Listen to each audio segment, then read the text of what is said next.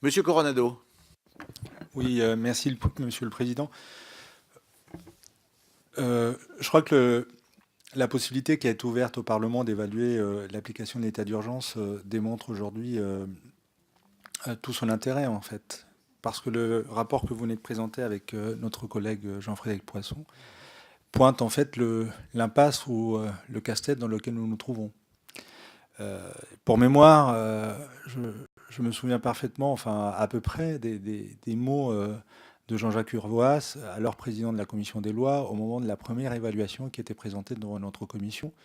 Il disait à peu près, il est facile d'y entrer, il sera très difficile d'en sortir. Et malheureusement, je crois en effet que malgré un travail tout à fait pertinent, rigoureux de la part euh, de vous et de notre collègue Poisson sur les impasses de ces états d'urgence, il n'est à craindre que nous n'y restions quelque temps, malheureusement.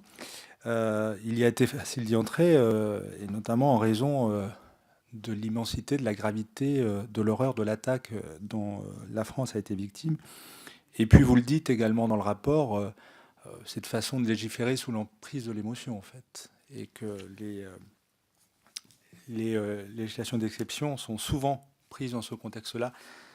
Malheureusement, donc je disais un casse-tête politique et juridique. Votre prédécesseur l'avait dit assez franchement, d'ailleurs, lors du premier rapport d'évaluation.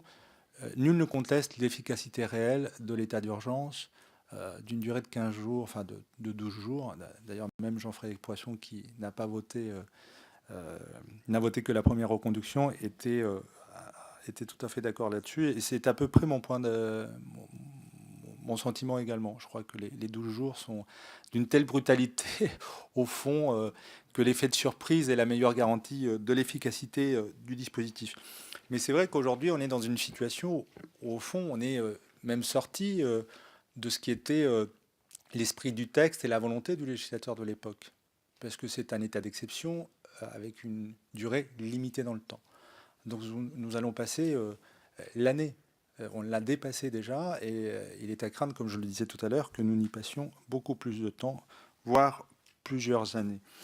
Et puisqu'on ne respecte ni l'esprit ni la volonté du législateur, euh, je trouve que les propositions que vous faites, elles sont à la fois portées par la bonne volonté, mais elles ressemblent finalement à un vœu pieux. D'abord parce qu'une grande partie des dispositions ont déjà fait leur entrée dans le droit commun et limiter au fond cet état d'exception, comme vous souhaitez le faire, c'est reconnaître aussi à la fois son danger et son absence de pertinence dans la durée.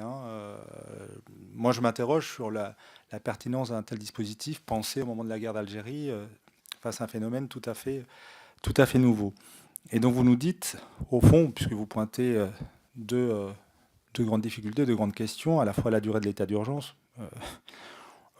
et puis également le régime des assignations à résidence, et ma collègue vient d'en dire les difficultés, les impasses, en faisant une proposition à double. D'abord la constitutionnalisation du texte, et puis la transformation du texte d'application en loi organique. Mais la contrainte pour donner suite à ces propositions, vous la connaissez, ce sont des majorités qualifiées.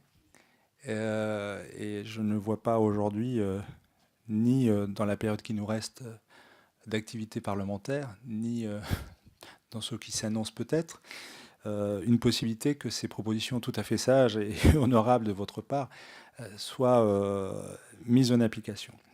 Donc voilà,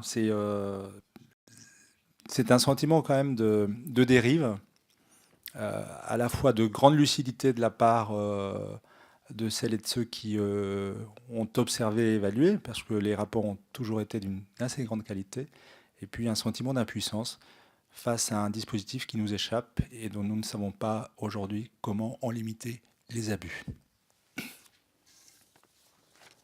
Alors,